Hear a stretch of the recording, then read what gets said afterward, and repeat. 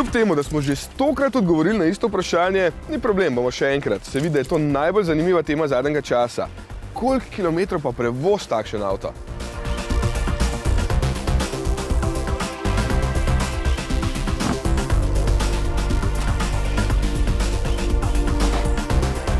No, tukaj piše, da 364 km, ker sem se nazadnje vozil po avtocesti in ker je zdaj zunaj 10 stopinj. Ko bo toplej, bo ta cifra še majčkeno višja. Ok, prižgemo vesoljsko ladjo.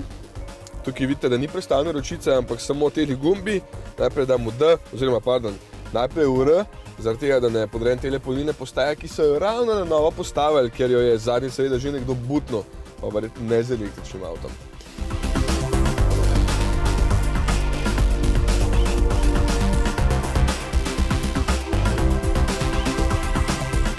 Vam povem, kaj je največji problem električnih avtov danes. Da nesramni vozniki puščajo svoje avte na mestih, ki so rezervirane za polnjenje. Ja, 100-krat se mi je že zgodilo, da ga enostavno nisem mogel priklopiti, ker je tam stal nek avto, kjer je samo nekdo nekam skočil, na hitrco. Me zanima, kako bo, ko bo potem on sam moral enkrat polniti in bo nekdo drug zasedel tam mesto. No, da ne bom takoj negativen, bom rajši naštel pozitivne stvari pri električnem avtu, kot je Hyundai Kona. Jaz imam k sreči polnilnico res blizu doma, tako da je zame ta skrb odveč. In tudi, če je avto parkiran zunaj, na mrazu, se električni takoj ogreje. In sam motor prav tako ne rabi posebnega ogrevanja in takoj vleče na polno. Pa sedež se takoj ogreje, volan prav tako, ogrevanje si lahko nastavite tudi na čas, da vas avto počaka topu, enako poleti hlajenje, res kup prednosti, ki povečujejo udobje vožnje.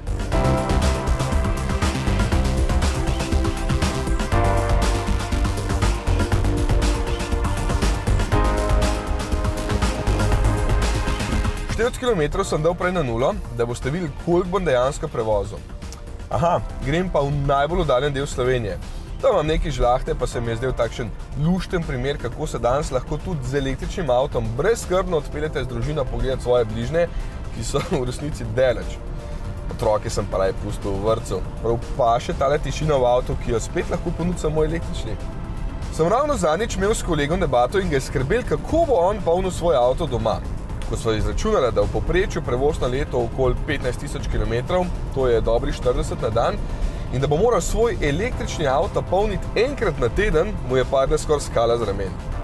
To je problem. Vsi vedno razmišljate o tem, da ne boste mogli naenkrat prevoziti, 1000 km, v praksi pa se skoraj nihče nikoli ne pelje tako daleč. Zakaj potem skrbi?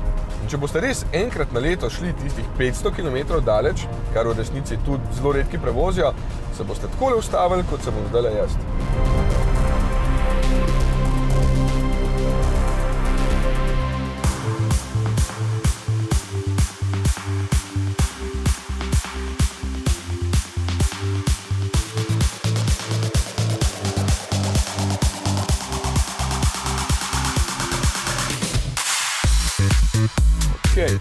Baterijo se hitro polni samo nekje med 30 do 80%. Nikoli se ne čaka do 100, ker prvič to ni dobro za baterijo, da se polni s tolikšno močjo. Drugič pa itak elektronika sama zmanjša moč in potem traja vse skupaj precej dlje.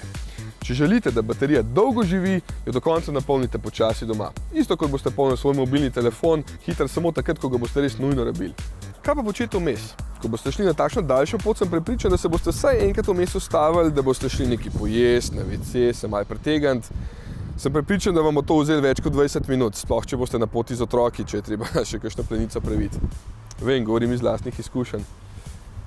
No, moja Kona se je zdaj v pol ure napolnila s 46 na 80%, torej lahko zdaj s tem spet prevozim 277 km.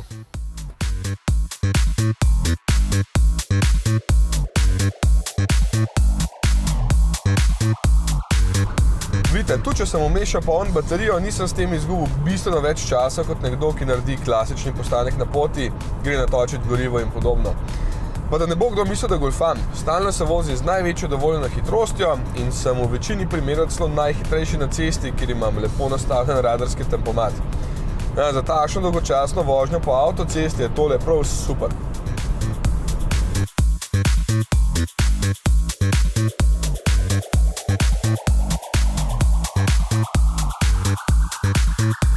Da ne bo vsega prehiter konc, Recimo, da sem naredil en tak super postank z družino, tukaj pri najvišjem razrednem stolpu v Sloveniji.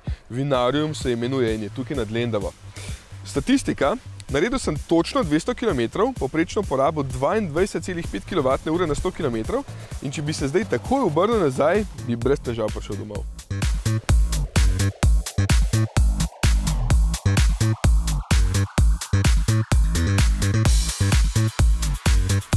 Ampak zakaj bi?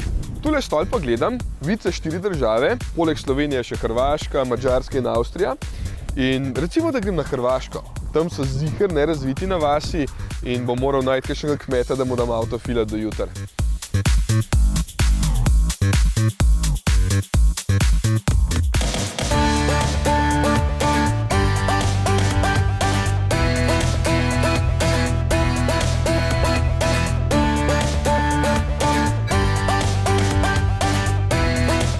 Evo, v vasi Dekanovec so najdel polnilnico, ne moreš verjeti, od Etrela je, slovenska.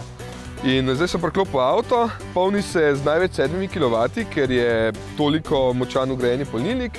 In zdaj, ko grem na kosilo, se bo ravno dovolj napolnil, da imam še nekaj kilometrov elektrike za do doma. Evo, moj navidezni obisk prek Murcev in celo Medžimurcev je uspel. Peljem se nazaj in do doma imam 216 km, doseg je pa 217. Me kaj skrbi? Ja, samo to, kaj bo žena pripravila za večerjo. Avto pa se bo lepo čez noč nafilil doma in jutri bo spet pripravljen na isti podvig. No, tole je bil za uvod prispevek o tem, kako enostavna je uporaba električnega avta. Seveda pa ni vedno vse tako na easy, kot boste videli v naslednjih prispevkih.